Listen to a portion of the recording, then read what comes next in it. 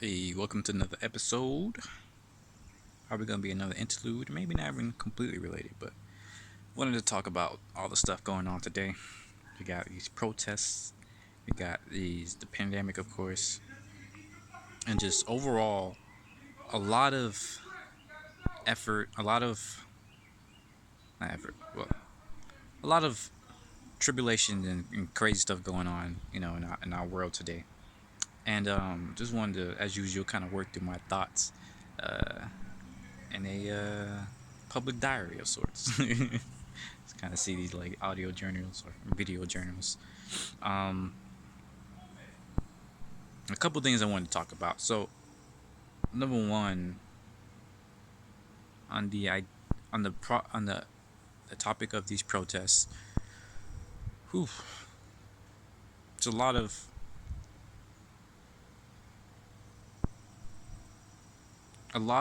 things going into why these protests are happening, right? Um, as someone said, someone much wiser, than me said, protests are the words or the words of the unheard or something like that. It's how people communicate. When they feel like they aren't being heard in any other way. Um, and it's pretty evident that police brutality. These things have been happening for years, for decades, really. Most likely even for centuries. But specifically to the black community in America, has been happening you know, for as long as America, pretty much. Um, and we're just like in these days, in this day and time, when we see ourselves as like we're supposed to be free. We're supposed to be equal. We're supposed to be fellow humans. um, so it's kind of ridiculous that you see people who look like you being treated as such by quote unquote uh, police. The people who are supposed to be uphold justice and who are supposed to protect, serve and protect the community. Um, when It's just very frustrating and understandable, why these things happen in terms of the protest, not police brutality. um, in my perception, how I view things, to me, the problem is that protests are almost never what really solves the problem, right? Um, Even the most successful protests in history, a lot of the protests were just like the first step. They were the first major, thing that turned the public eye to this problem. It's what allows you to see a problem. I'm gonna make a metaphor that has been going on in my head. It makes sense in my head, but I know it uh, can be taken out of context. But I'm gonna say it anyways. It's kind of the benefit if nobody really listens to this, but it still makes sense. And that when you hear a baby crying, right, child crying, when that baby cannot speak, crying is literally the only form of communication they really have for you to know that something is wrong with that baby. You know, the problem is that when it's your baby crying, you're gonna go and rush and see, oh, what's wrong with you? You're gonna try and see, is it hungry? Does it make a poopy diaper? You're gonna see what's wrong with the baby. However, when it's somebody else's baby, then you just get annoyed and frustrated. You're like, oh, why is this baby crying? Why they let their baby cry? Why they doing this? Most people either complain, ignore it, or just the very few amount of people might go over there to be like, hey, what's wrong with your baby? If it's crying for a long time. But most of us, I mean, for a number of reasons, we don't go and rush to another person's baby that's crying. And granted, you understand why you don't want to, butt into somebody else's like life, and somebody else's is supposed to be a parent. You don't want to try to parent their child. It's their child. So that's understandable. However, this is why I want to use this metaphor, is because this problem kind of is evident in society, in the societal structure. When we as a people, when we view ourselves as a community of people, as a tribe, whatever you want to call it, when people who look like us, or who we deem as belonging into our group, when people are struggling within our community, within the people that we identify as part of our group, we work more to make sure they're okay. So again, let's take the metaphor of a baby crying. If you're maybe you're at a family reunion, right? Um, Again, if your baby is crying, you're gonna go rush over to make sure it's okay. However, since you're in a family reunion, there's a whole lot of people there who are all related to you. Many of your family will also rush over to see what's wrong with your baby, and vice versa. If you hear somebody else's baby crying, you're gonna most likely rush over to see what's wrong with the baby, because you feel like they're technically one of yours. They're in your family group, right? They're It might be your niece or nephew, might be your grandchildren, might be even like cousins, second cousins, third cousins, whatever. You feel like they're related to you, and so you rush over to see what's wrong. Now, the thing is though, we live in a society that is so interconnected that groups do not stop at the family level. They go several steps beyond. We can go into a neighborhood. We can go into a city. You can go into a county, a state, a whole country, right? A region, and eventually the whole world. These are all still groups in which we identify with people that we deem as similar to us or related to us in some form or some way that is not just blood. Okay, so that means, again, continue this metaphor. If somebody's baby is crying and they're a complete stranger, you're still gonna ignore them. Most likely, you're gonna even get frustrated that somebody's baby has been crying for a long time. Even though technically, like logically, most of us know that it's not that baby's fault. Like that baby that's the only way they have to communicate. And for if they're unrelated to us, most of us just live in our own lives. So something happens that's not like that seems unrelated to us, we get frustrated that it's like kind of messing with our lives. And the metaphor for baby crying, it's because that a baby's cry is shrill, is a frustrating noise, is meant to grab your attention. And if we feel like we're powerless to actually go over there and see what's wrong with that baby ourselves, then we just get frustrated. We get frustrated because one, it's not our baby, so we think we have nothing, like it's not our business. And two, it's we think if we do go over and try to see what's wrong with the baby, then the parents might say something like, "Well, why are you messing with my baby? Why are you blah blah blah blah blah?" Right? So we have this friction, we have this disincentive to go over and see what's wrong with the baby if it's a complete stranger, right? However, if you're close with your neighbors, they don't have to be related, they don't even have to look the same as you, but if you're close with your neighbors, if you've been over their house a lot of times, if you consider yourselves friends, then if that baby's crying and they're crying for a long time, you're gonna go over and see what's wrong with the baby. Like maybe their parents are in a tough spot. Maybe they got distracted. Maybe you don't know what's going on, but you're gonna make it your business to go see what's wrong with that baby. And that's because you consider those neighbors as your friends, as your in group, even if they're not, again, even if they're not complete, if they're not related to you at all. Maybe you've you know uh you've watched their kids. Maybe they watched your kids before and stuff like that. Whatever the reason, you feel like you're connected. And so if their baby is crying for a long time, you're going to go over there and check them out. All right? Those disincentives that you had for a stranger, they're not, they're, they're, it's not even a consideration anymore, because you know their parent is not going to be mad at you for going to see what's wrong with their baby. You know their parent is going to appreciate you for coming to help them in their time of need. So you feel better about stepping out of your quote unquote place, your business, your, you feel better about kind of meddling per se, right?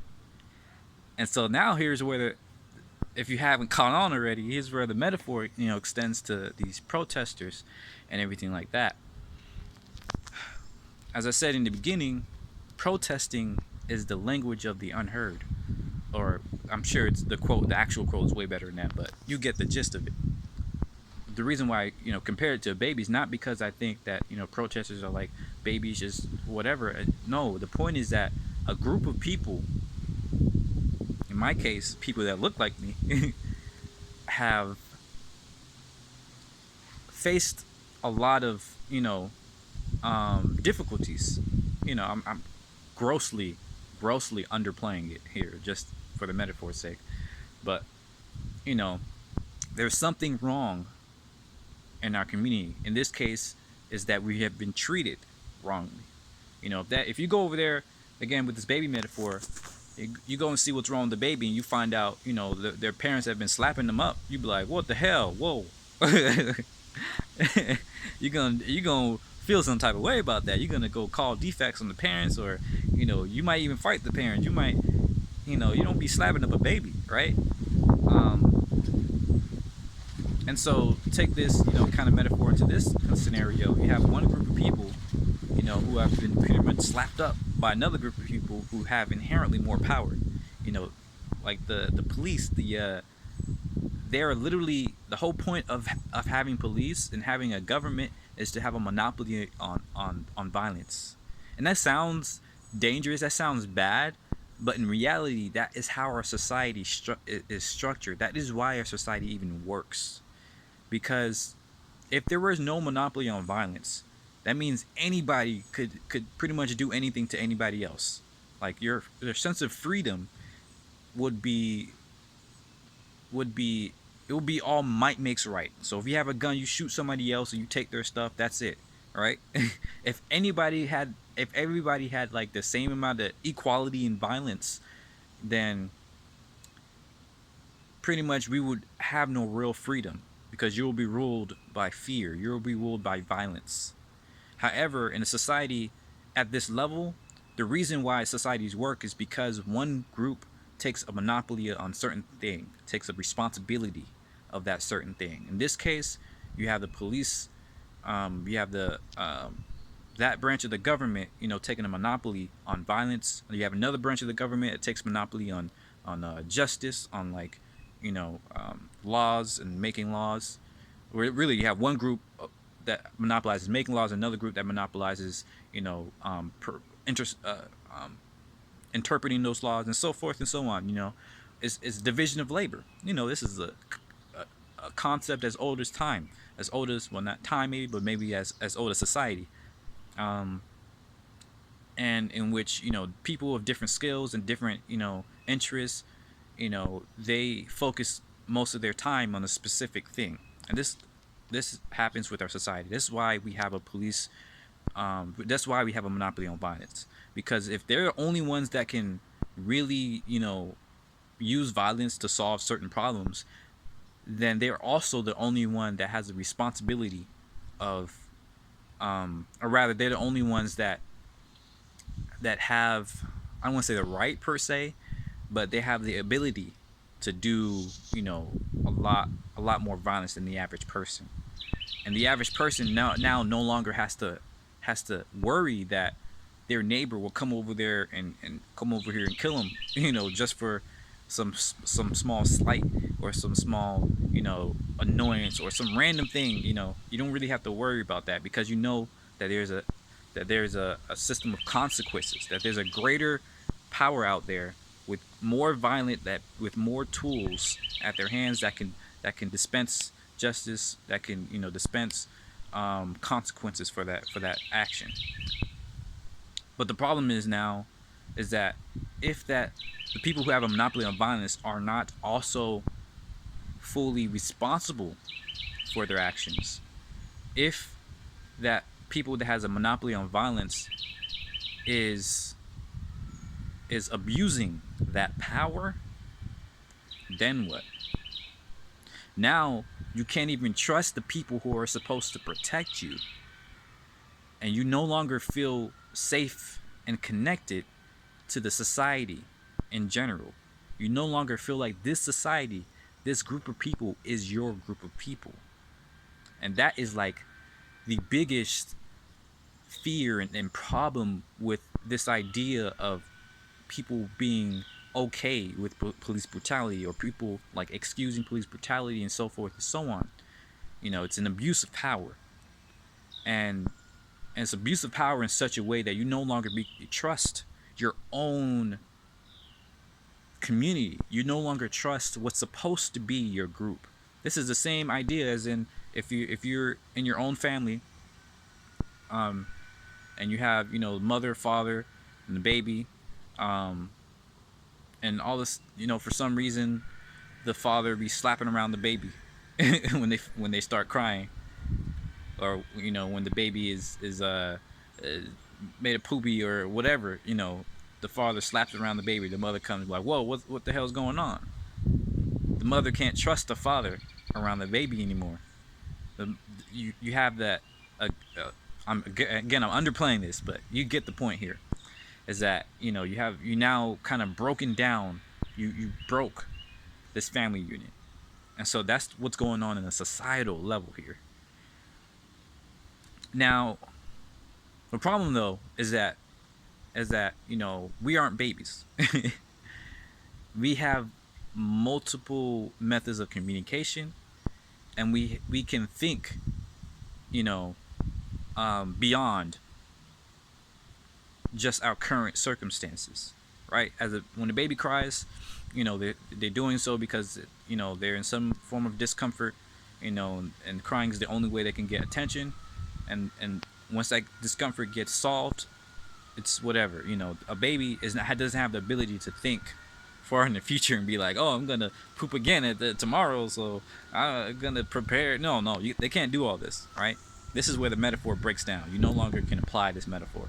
All right. The only purpose of the metaphor was to showcase the problem of or the reason why people protest, and the reason why it's dangerous to have an abuse of power. All right. That's the purpose of the metaphor. Now, to go beyond the metaphor, the problem I have with protesting at this stage and at this level, is that protesting is indeed the voice of the unheard, right? And we've done, as a people, I'm telling it, people that are similar to me, we've done a lot to try to bring attention to the problem, and there has in fact been a lot of attention given to the problem. The problem is that there has not been a lot of solutions to the problem. All right, we all know police brutality is a problem, or at least we all know that it exists. Okay, most of us do, and the people who don't believe that it exists, or don't, or claim they don't think that it exists, they're purposely ignoring it, because any logical creature cannot, look at the thing and be like, oh, there's no police brutality. It's just whatever. You can't. The problem now is that on two folds. One is that people who are protesting and who are doing things, who are saying that we need to show people that this is a problem, are kind of ignoring the idea that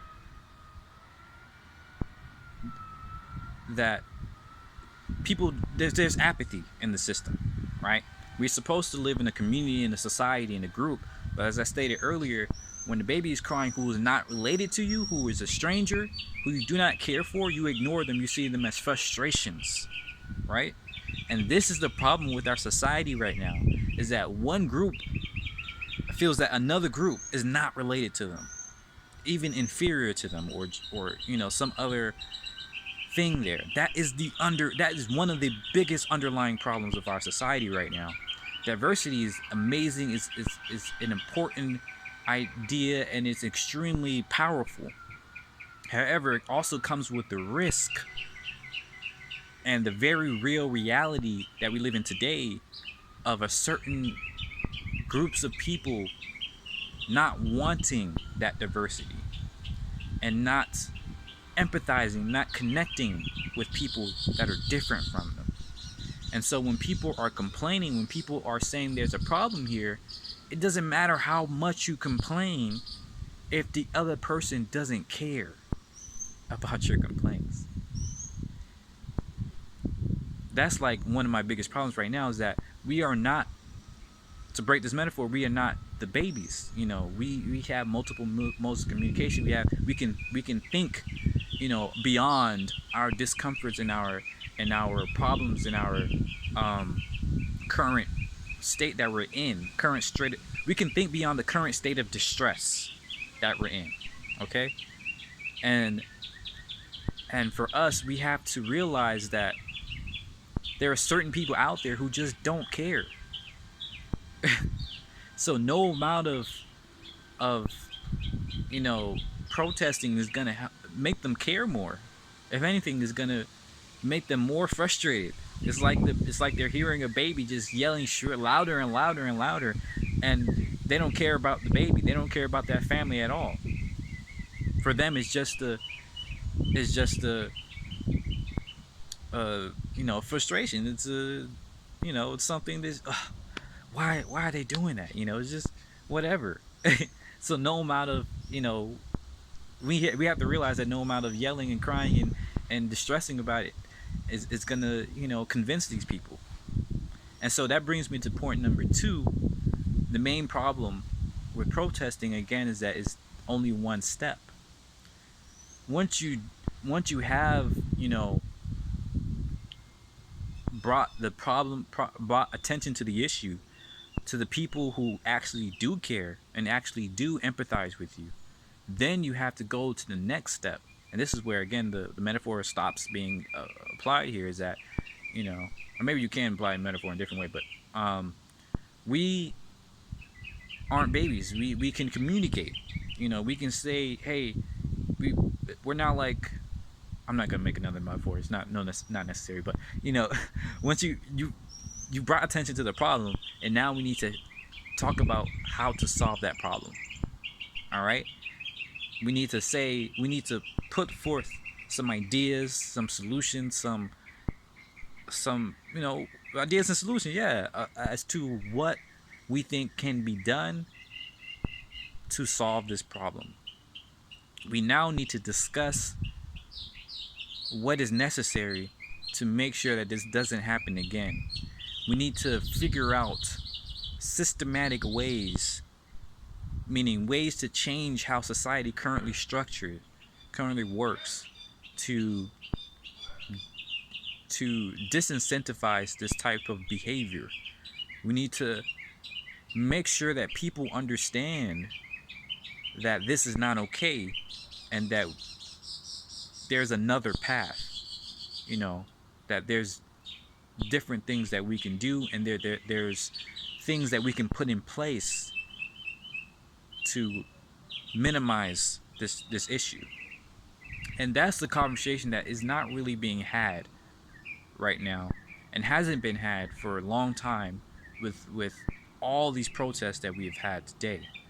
I'm not necessarily saying that protests have to have like a set problem, like presentation, like here's what we're going to talk about. No, I'm just saying that we protested for a long time. We've been protesting on and off for decades, right? And protesting in itself has never been the action that has affected that change. It has only been the initial catalyst, the initial cry that brings the attention to the issue. And I want to do a whole podcast series, kind of really breaking down, the history of protests and what things were done afterwards. But this is just off the top of my head, so I haven't done any research.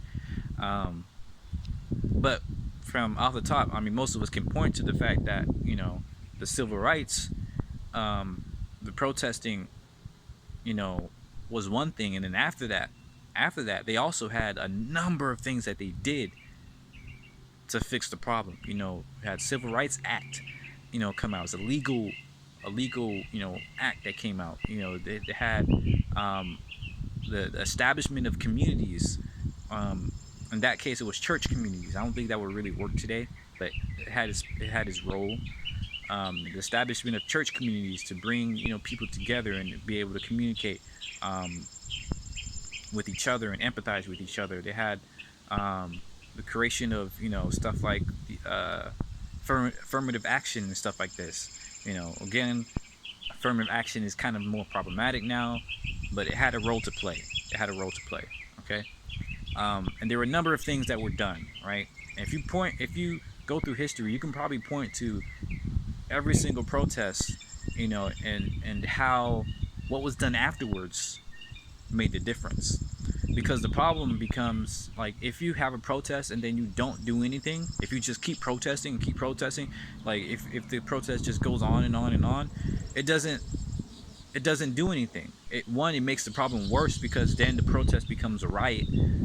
Then you have the conversation being taken away from you, and people trying to force trying to say that the protests and riots have become something else. Then they focus the problem on something else. Like in this case, looters. In this case, people are talking more, or at least certain types of people are talking more about looters and this, that, and the other, instead of the protests and the reasons for the protests.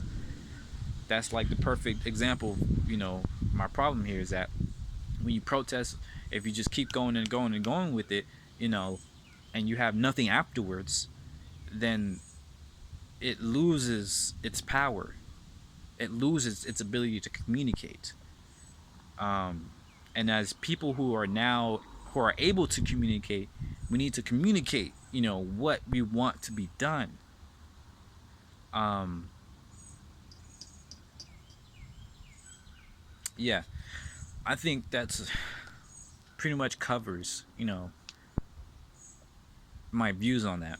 But of course, I always like to talk about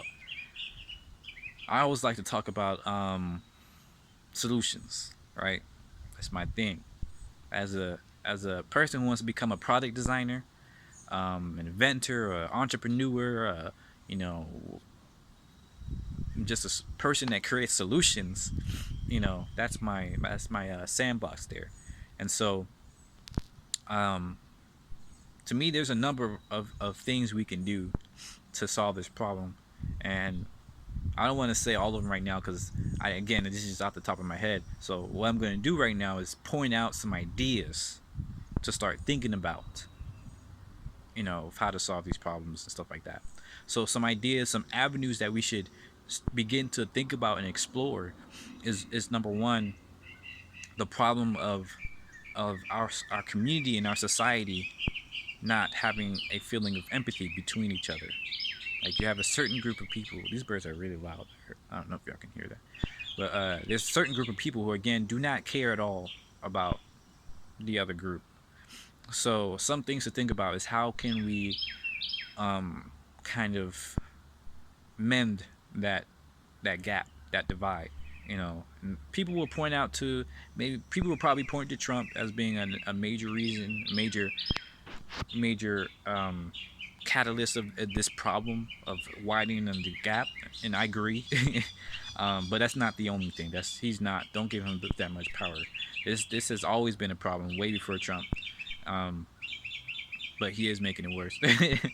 But that's just one issue, okay? That's one thing that we need to think about. One thing we need to, realize is that there's certain people that do not care at all about what the hell we're dealing with, and we need to think about ways to increase empathy as a society. Another thing is that, because the police has a a monopoly on violence, we have to think about stronger mechanisms to give consequences to when they abuse that trust, that that responsibility, that power. Okay, um, I don't know why I keep saying okay, but you know, when a normal person, most people know the consequences of what happens if they try to just randomly shoot or stab or just do any kind of violence on somebody. They know the consequences. Like they know they're probably going to go to jail for a long time. This, that, and the other. Blah blah blah blah blah. Problem of the police is that I don't think there's a very strong procedure for the consequences of violence, of unnecessary violence, and what defines unnecessary violence, right? Like the rules are so vague. Like they, again, I haven't looked into it, but off the top of my head, I think I recall that, for a lot of police stations or municipalities, they can pretty much fire on somebody as long as they feel threatened. Like, what the hell does that mean? Like, people, especially especially like conservatives, they really, impugn. They really talk about how the quote unquote the left, you know, tries to define things, like the liberal left tries to define hurt. Like a lot of the language for liberal people who are going for more equality, they're always talking about how we need to stop language. We need to stop certain types of language and behaviors that can harm or hurt other people. Um, and this the a lot of people, a lot of proponents, or not proponents, but a lot of opponents to that argument is that the idea of harm and in a verbal in a behavioral setting is very vague. Is that what might be harm to one person is not harm to another person, to a different person. Like if you call me, if a random white person calls me nigger, I'm not gonna be harmed, but I'm gonna be like, what the hell, bruh? I'm gonna have to. I'm not gonna fight because I'm just not a violent person like that. But I'm gonna lose all respect for that person. However, if you can tell it to another black person, that is like, you might as well have stabbed their mama. That really hurt them. And it's not about, oh, don't give power to that word. No, it's that word already has power. It literally comes from a history of power. So it's kind of asinine to say don't give power to that word. No, it's not about whether or not it has objective power. It's the problem that subjectively how you react to that use of the power, of that power, right? So certain actions and certain words and certain behaviors are very vague. Not because people don't know whether or not it can cause harm, or they, like, people know what things can cause harm. All right, it's very obvious, but people don't necessarily know how much harm, how hurtful it is and why it's hurtful and all that other stuff. And you can't really force people to define what that means for them. It's like trying to measure pain, because pain is kind of subjective. It's both subjective and objective, right? Because we know pain is a thing. We know everybody experiences pain at certain levels, but pain in and of itself is a subjective experience. Like, it has an objective trigger. It has an objective um, context. Like, if you stab somebody or do this, that, and the other, if you whatever, you're gonna experience some type of pain, but you don't know how much pain. You don't know how much that compares to another person, and so that problem is exasperated in the realm of language, in the realm of behavior, right? And so that same problem persists with this idea of feeling threatened. So if a police feels threatened, they can just shoot another person, right? That to me sound is way too vague, is way too open ended. Like these people, police have a monopoly on violence. Pretty much, they can shoot people without going to jail. All right, it's not like a like if I shoot somebody, I'm almost certainly going to jail. It doesn't matter if I was in the right or the wrong. You know, um, maybe in some places they say if they were entering your house, you can shoot them and blah blah blah. But it's more than likely than not, if an average person, shoots another person, they're going to jail, right? Or at least going to have some level of consequence. But if a police person shoots another person, they're not. It's not an open and shut case. You know, they're it's most likely going to be considered as a part of their job, right? And so we need to have more strict and more defined stipulations and definitions. That's redundant there, but you get what I'm saying here. We need to have a more defined example and context for when and where and why to use violence, or at least fatal violence. I would say any violence really, but again, that might be difficult. But we have to really ask ourselves here. We're dealing with people's lives. So, do we want to take the easy route? Or do we want to build a society in which people can actually trust their police and their government and their, any other person that has a monopoly on a certain kind of power? If we want to build a better society, we have to take these difficult and very complex issues and take the effort to really do them right. Because right now they're not. All right. So that's another thing. That's the second thing. So to recap all of that, number one is to somehow increase empathy, is to first realize that certain people do not care no matter what, and number two, create some type of system to increase empathy between people, even for those that don't care. We need to figure out how to do that. And number three, oh wait, those are all both technically number one, but whatever. And the second part is this. Number two is create better definitions and stipulations around the people that have a monopoly on violence, or really any kind of power, and define when and where and how an abuse of that power, is stipulated, is apparent. Like, we need to have very clear ideas of when an abuse of power is in play, and consequences.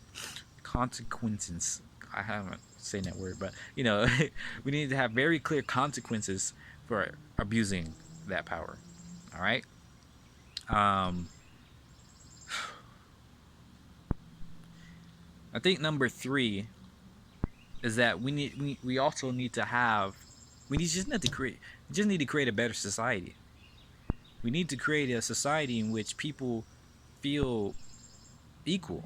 Where people feel like they are not constantly, or at least very often, at a disadvantage to somebody else, just on the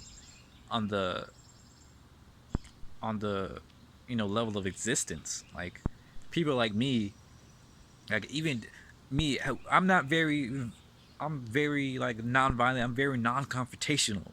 All right.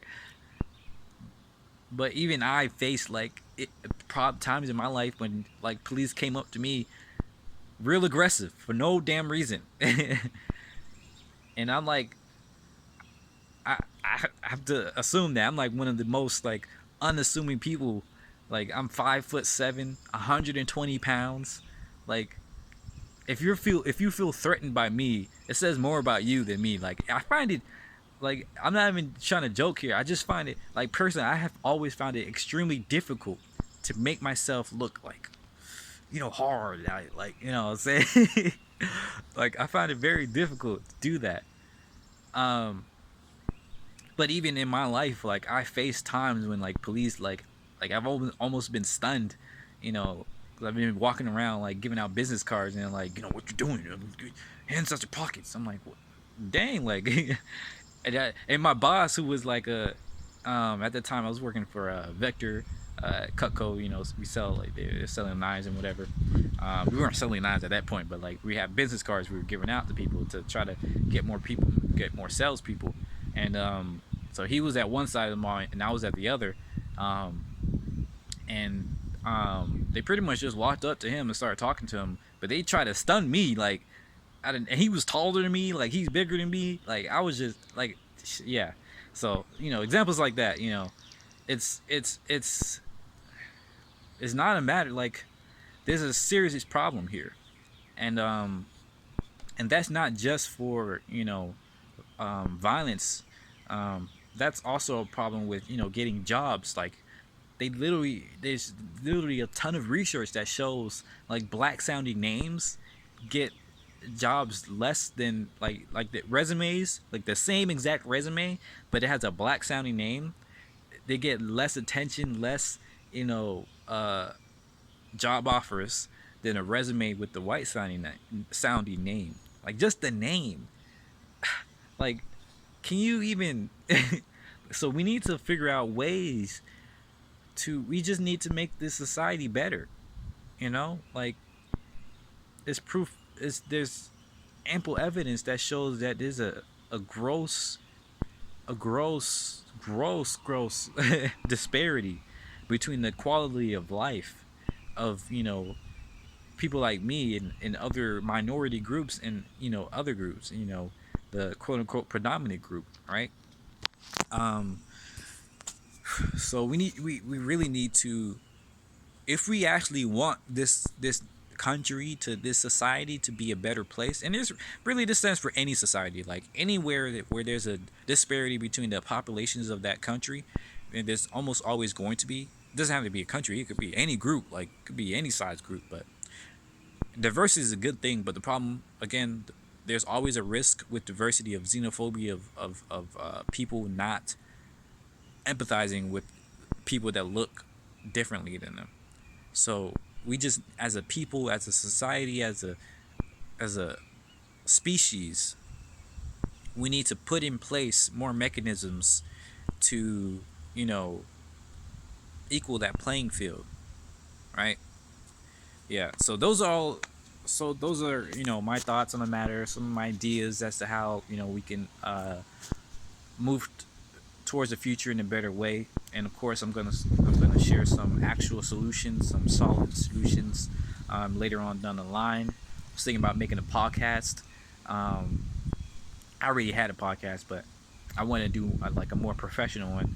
That's researched, and like so I can point to like this research, that person, this quote. I can do all that stuff, and yeah, I'm probably gonna do that this week. I am gonna do that this week. I'm gonna tell myself. So if anybody's watching, if you watched to this point, you're like, hey Elijah, where's that podcast? Please help keep me accountable.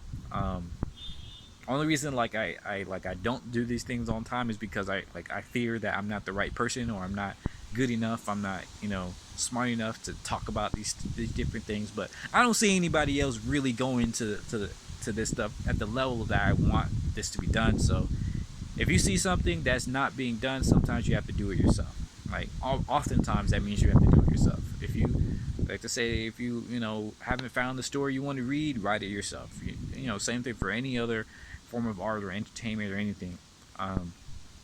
So that's why I'm doing this podcast, and I'm really looking forward to it. I really enjoy just talking into the microphone, whatnot, sharing my thoughts and stuff. So I'm gonna do my best to do this on probably Friday.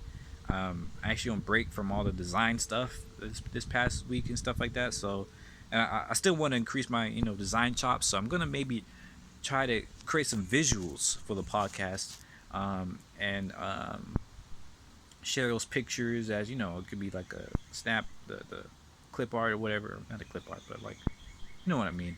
The thumb. What, I forgot what it's called, but the first thing you see when you see the podcast or whatever. and make video form and share the videos. Make little visuals, audio visual micro posts to share on social media and stuff like that. So I want to do all of that for this podcast, make it super official. Um, so if you're interested in seeing more about some solid solutions and some design ideas for things that we can build, or systems that we can enable, or create or whatever, keep listening. Holla at me. Let me know if you have any ideas yourself or anything like that, and let me know what you thought about this episode. I'm not sure if I'm gonna put it on this becoming techno wizard playlist, series, but I don't know, maybe. It's all related, you know. Our professions are not really separated from our personal lives, from our everything else. It's just we pretend that it's partitioned, um, but in reality, it's all connected. So, but yeah, thanks again for listening. I hope you learned something. I hope uh, this helps people, and have a nice day. Bye bye.